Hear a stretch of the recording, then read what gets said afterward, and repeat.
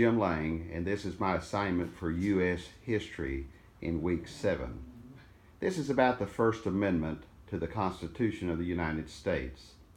Congress shall make no law respecting an establishment of religion, or prohibiting the free exercise thereof, or abridging the freedom of speech, or of the press, or of the right of the people peaceably to assemble, and to petition the government for a redress of grievances.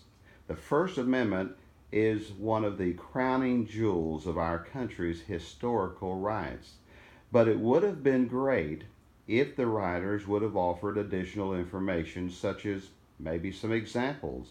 But they didn't do that, so this amendment is left to a wide variety of interpretation, which seems to vary from year to year and from situation to situation. Hayman in 2003 questioned that a fundamental disagreement revolves around following the original intent or meaning of the authors, or should the Constitution and amendments be viewed as a living document that changes with the times? Well, Glenn in 1987 stated that the present judicial understanding of the religion clause of this amendment constitutes a policy paradox by viewing it to mean that public supported prayers, readings, education, traditions, practices, and symbols are excluded, but at the same time allowing free expression. Well, here's a good example. In 1995, the Santa Fe uh, Independent School District of Texas versus Doe, number 99-62, began when two religious families, by the way, one Mormon and one Catholic, sued the school district to stop a variety of religious practices in that 4,000 student district down near Galveston, Texas. The court ruled, as it reached the Supreme Court, it ruled 6-3 in favor of banning these prayers.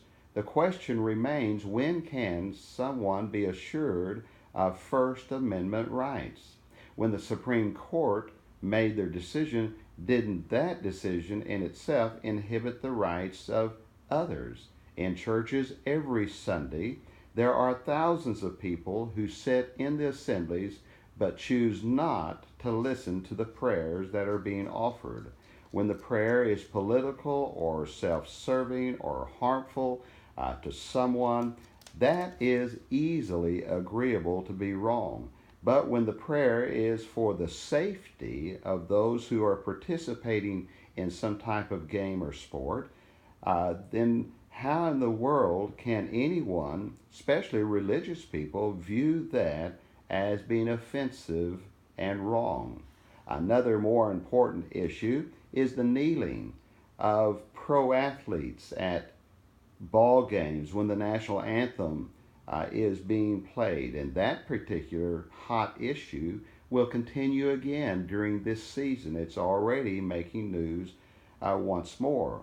Hauser in 2017 stated that San Francisco 49er quarterback Colin Kaepernick intensified the national debate on this issue by sitting down while the national anthem was played prior to an August 26, 2016 preseason game with the Green Bay Packers, and then later on in other games he would just kneel. But he told the NFL.com, "I am not going to stand up to show pride in a flag for a country that oppresses black people and people of color. To me, this is bigger than football, and it would be selfish on my part to look the other way. There are bodies in the street and people getting paid leave and getting away with murder." Well, his statement is really not totally correct. Yes, there are injustices in this country. There's no doubt about that.